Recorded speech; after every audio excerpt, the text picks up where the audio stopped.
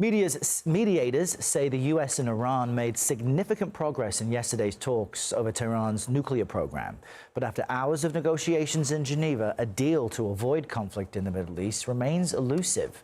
President Trump ordered the biggest buildup of U.S. forces in the region for decades as he weighs taking military action. On the takeout with Major Garrett last night, Pennsylvania Republican Senator Dave McCormick, a member of the Senate Foreign Relations Committee, spoke about the prospect of U.S. strikes on Iran.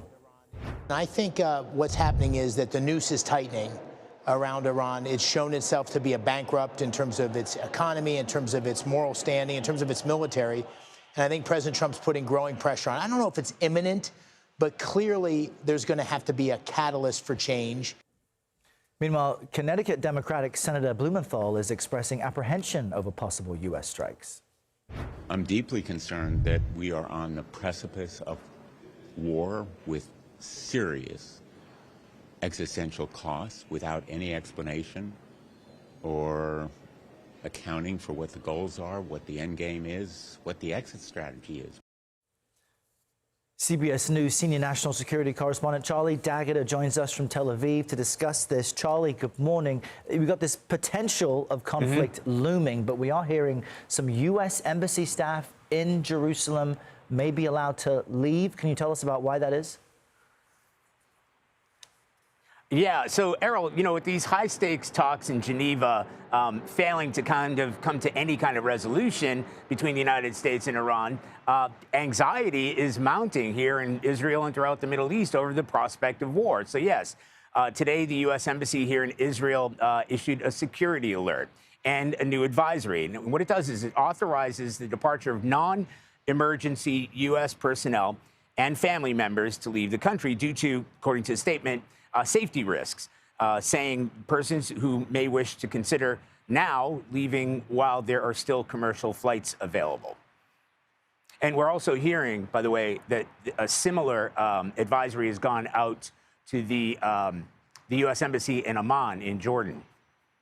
Well, it adds to this sense of so many in the region that perhaps something may happen next, this potential of war. So where do things go from here in terms of the talks to avoid war and the separate preparations for it? Okay, so to frame this, Errol, so even as the next round of talks are scheduled to take place next week in Vienna, and those are described as technical talks over the details of the plan, even more U.S. military hardware is headed on the way here. Now, we're expecting the arrival of the largest aircraft carrier in the world. That's a Gerald R. Ford. It's actually expected off the coast of Haifa here in Israel after departing from the U.S. naval port in Crete on Thursday. Flight tracking also shows more than 24 fighter jets crossing the Atlantic, along with refuelers, in addition to the dozens of squadrons that are already dotted at bases throughout the Middle East. And then you add that, the F-18s on board the Ford carrier, an array of F-18s and F-35s off the Lincoln aircraft carrier, which has been here for a few weeks in the Arabian Gulf, another squadron of F-22 stealth fighter jets that are actually here. And that is a unique situation to have those aircraft on Israeli soil. That in itself, it shows that the United States is on war footing.